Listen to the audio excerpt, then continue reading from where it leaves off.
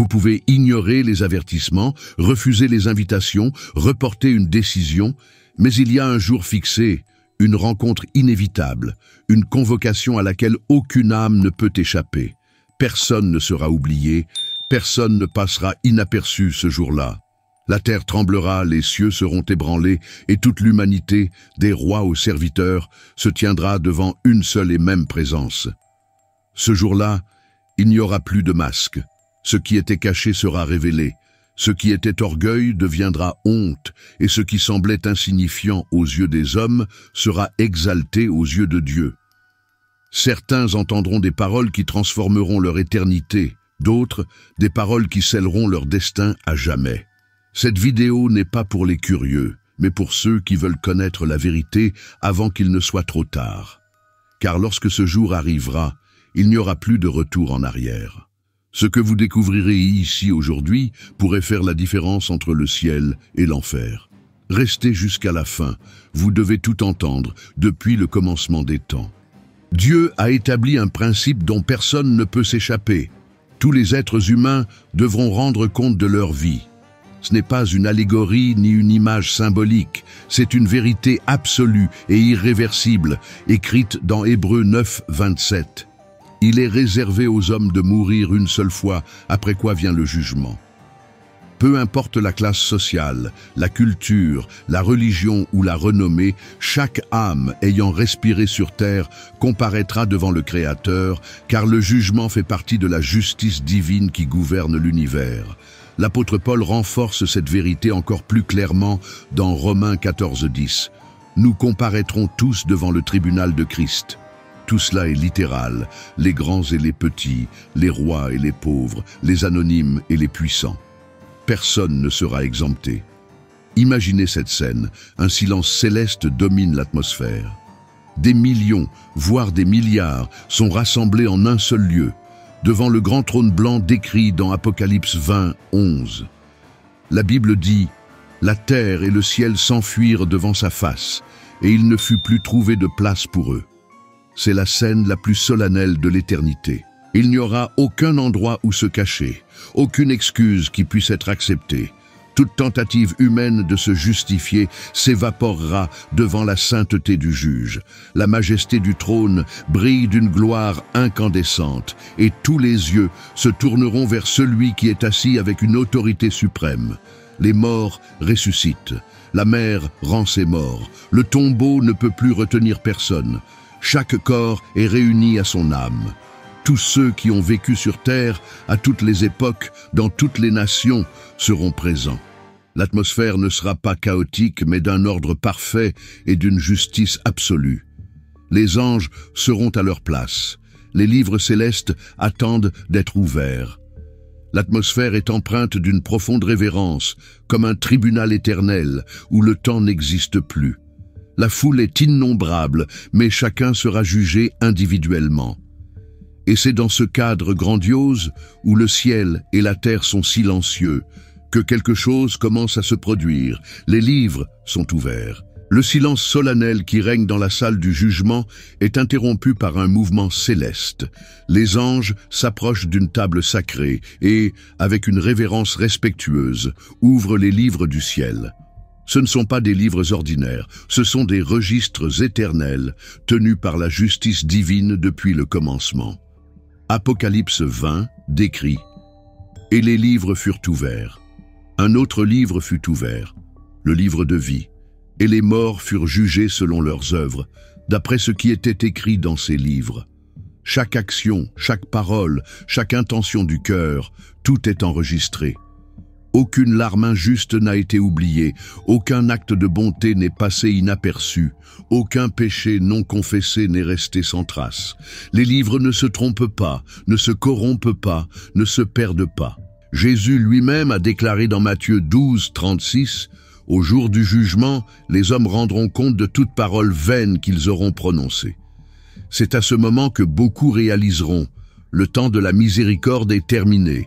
Maintenant, c'est le temps de la vérité. Les masques tombent, les secrets sont exposés et les livres parlent. Devant ces registres, il n'y aura aucun argument possible. La défense que beaucoup avaient préparée se dissoudra en quelques secondes face à ce qui est écrit. Il ne s'agit pas seulement des péchés visibles, mais aussi des péchés cachés. Les pensées, les motivations, les intentions les plus profondes seront mises en lumière. Ecclésiaste 12,14 confirme. Car Dieu amènera toute œuvre en jugement au sujet de tout ce qui est caché, soit bien, soit mal. Ce n'est pas un jugement superficiel, il est profond, précis, absolu. Mais parmi tous les livres qui seront ouverts, il en est un qui surpasse tous les autres, le livre de vie. Y sont inscrits les noms de ceux qui appartiennent à l'agneau. Et lorsque ce livre est ouvert, toute l'attention se tourne vers lui. C'est le dernier espoir, la vérification finale, et tout se tourne alors vers le trône, car le juge juste se prépare à parler. Au centre de cette scène glorieuse et redoutable se trouve le trône de la justice, non pas un trône humain décoré de vanité terrestre, mais un trône éternel, resplendissant de gloire, où Jésus-Christ, l'agneau et le lion siègent comme le juge de toute la terre. Il ne porte plus la couronne d'épines, mais de nombreuses couronnes. Apocalypse 19:1. Il n'est plus jugé par les hommes, c'est maintenant lui qui juge. Jean 5,22 déclare « Le Père ne juge personne, mais il a remis tout jugement au Fils. C'est lui qui sonde les cœurs. Il ne juge pas selon les apparences, ni les belles paroles. Il voit ce que personne d'autre ne voit. » Ésaïe 11,4 nous rappelle qu'il ne jugera pas sur l'apparence. Il ne se prononcera pas sur l'orgueilleux, mais jugera les humbles avec justice. Son regard pénètre profondément l'âme. Devant lui, il n'y a ni déguisement, ni excuse, ni négociation possible. Il est juste mais aussi miséricordieux, saint mais aussi plein de compassion. Il connaît le nom de chacun, il connaît toute l'histoire. Il se souvient des moments de repentance, des choix faits en secret, des jours où quelqu'un a failli abandonner. Mais il connaît aussi les jours de rébellion, les occasions rejetées, tout sera pris en compte, tout sera pesé. Son jugement est parfait. Les cieux retiennent leur souffle, les anges sont en position, les âmes tremblent. Et alors, avec une autorité que personne ne peut contester, le juge commence à juger cas après cas, âme après âme. Ce qu'il dira sera définitif, il n'y aura pas d'appel. Et à ce moment-là, deux chemins deviendront clairs, distincts, irréversibles, la vie éternelle ou la séparation éternelle. Alors que le juge juste prononce ses verdicts, les âmes commencent à être séparées. Il n'y a pas de troisième voie, il n'y a pas de zone neutre, il n'y a que deux destins, et tous deux sont éternels. Jésus avait déjà annoncé ce moment dans Matthieu 25:30 et 1:33. Toutes les nations seront rassemblées devant lui. Il séparera les uns des autres, comme le berger sépare les brebis des boucs. Il mettra les brebis à sa droite et les boucs à sa gauche. C'est le moment où le destin éternel de chaque âme est scellé. Pour ceux qui sont à sa droite, le roi dira « Venez, vous qui êtes bénis de mon Père, recevez en héritage le royaume qui vous a été préparé dès la fondation du monde. » Matthieu 25:34. Des larmes de soulagement, de gratitude et de révérence coulent sur leurs visages. Ils ne sont pas sauvés par leur propre mérite, mais parce que leurs noms sont écrits dans le livre de vie de l'agneau. Ils ont été lavés par le sang de Jésus, scellés par le Saint-Esprit, et ont persévéré dans la foi jusqu'à la fin. Pour eux, les portes du ciel s'ouvrent, et l'éternité avec Dieu commence. Mais à gauche, la sentence est douloureuse et irrévocable. « Retirez-vous de moi, maudits, allez dans le feu éternel préparé pour le diable et ses anges. » Matthieu 25:41. Ce ne sont pas des paroles de cruauté, mais de justice. Ils ont été avertis, ils ont été appelés, ils ont eu des opportunités, mais ils les ont rejetées. Christ lui-même a pleuré pour eux pendant leur vie, mais au jour du jugement, le temps de la grâce sera passé. Ils ne sont pas condamnés seulement pour leur méchanceté, mais pour avoir refusé le salut. Maintenant, ils marchent vers une séparation éternelle de Dieu, sans possibilité de retour. Apocalypse 20h15. La parole confirme cette réalité avec fermeté. Quiconque ne fut pas trouvé écrit dans le livre de vie fut jeté dans les temps de feu. Il n'y a pas de symbole plus fort que celui-ci. C'est la fin du chemin pour ceux qui ont ignoré la croix. C'est le début d'une éternité sans lumière, sans espoir. Un destin qui aurait pu être évité. C'est pourquoi, pendant que le livre est encore en train d'être écrit, une voix résonne dans le cœur de ceux qui vivent encore. Préparez-vous, pendant qu'il est encore temps. Au milieu de la grandeur du jugement et de la solennité des verdicts éternels, une lumière ne s'éteint jamais. L'espérance de ceux qui sont en Jésus-Christ. Pour eux, le jour du jugement ne sera pas un jour de terreur, mais la confirmation glorieuse de la promesse qu'ils ont portée dans leur cœur par la foi. Romains 8:1 déclare avec autorité: « Il n'y a donc maintenant aucune condamnation pour ceux qui sont en Jésus-Christ. » La croix, autrefois scandale pour le monde, se révèle maintenant comme le pont sûr qui les a libérés de la condamnation. Les sauvés ne se présenteront pas avec arrogance, mais avec humilité. Ils savent qu'ils ne méritent rien, mais ils savent aussi qu'ils ont été atteints par la grâce. Ils ont lavé leurs vêtements dans le sang de l'agneau, Apocalypse 7:14. Ils ont vécu dans la crainte, recherché la sainteté, confessé leurs péchés et sont restés fermes, même lorsque le monde a tenté de les faire tomber. Et maintenant ils entendent avec joie les paroles les plus douces jamais prononcées dans l'univers. C'est bien, bon et fidèle serviteur, entre dans la joie de ton maître. Matthieu 25:21. L'éternité pour eux n'est pas seulement l'absence de douleur, mais la plénitude de la communion avec Dieu. Jean décrit dans Apocalypse 21:4 que Dieu essuiera toute larme de leurs yeux. Il n'y aura plus de mort, ni de deuil, ni de cris, ni de douleur. La nouvelle Jérusalem descendra du ciel, parée comme une épouse. Les rues seront d'or, oui, mais le plus important, c'est que Dieu habitera avec les hommes. Ils verront son visage et son nom sera sur leur front. Apocalypse 22:4. Ce sera l'accomplissement de toutes les promesses de Christ. C'est pourquoi l'Évangile est appelé bonne nouvelle, car malgré le jugement, il y a la rédemption. Malgré le péché, il y a le pardon. Malgré l'enfer, il y a le ciel. Et cette espérance est offerte à tous, mais elle doit être acceptée pendant qu'il est encore jour. Le temps de la miséricorde dure encore, mais il ne durera pas éternellement.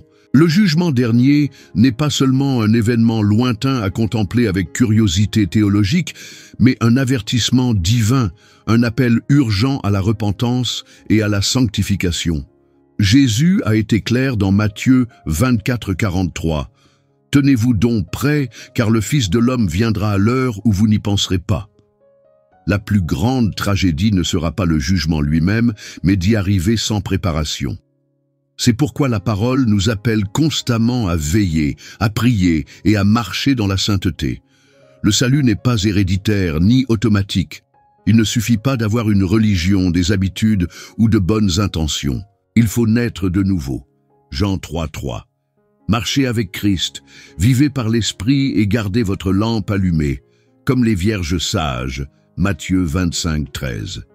Combien se moquent, rejettent et négligent, sans réaliser que chaque jour pourrait être le dernier.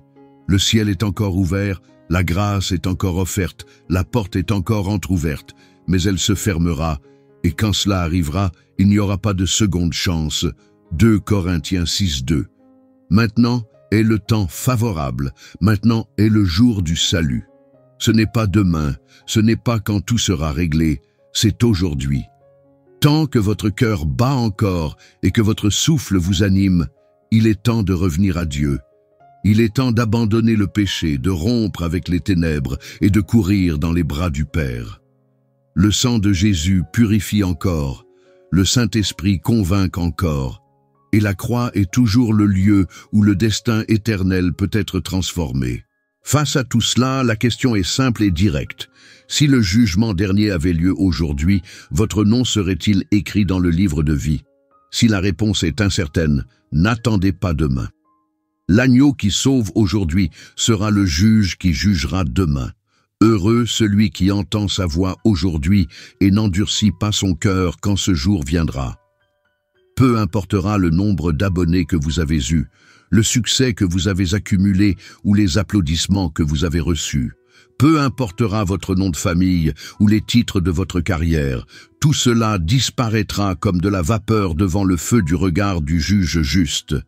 Ce qui importera, c'est si votre nom est écrit dans le livre de vie. Ce qui importera, c'est si vous avez connu Jésus, pas seulement de nom, mais en marchant avec lui jour après jour. Ce qui importera, c'est si vous avez été fidèle, si vous avez pardonné, si vous vous êtes repenti. Ce qui importera, c'est si, pendant que vous aviez du temps, vous avez choisi l'éternité avec Dieu. Regardez maintenant en vous-même et, avec toute sincérité, êtes-vous prêt pour le jugement dernier? Si la réponse est « je ne sais pas » ou « je pense que oui », alors le moment de décider est maintenant, car ce jour arrive et viendra comme un voleur dans la nuit. Si vous croyez à cette parole, écrivez dans les commentaires « Mon nom est écrit dans le livre de vie ». Amen.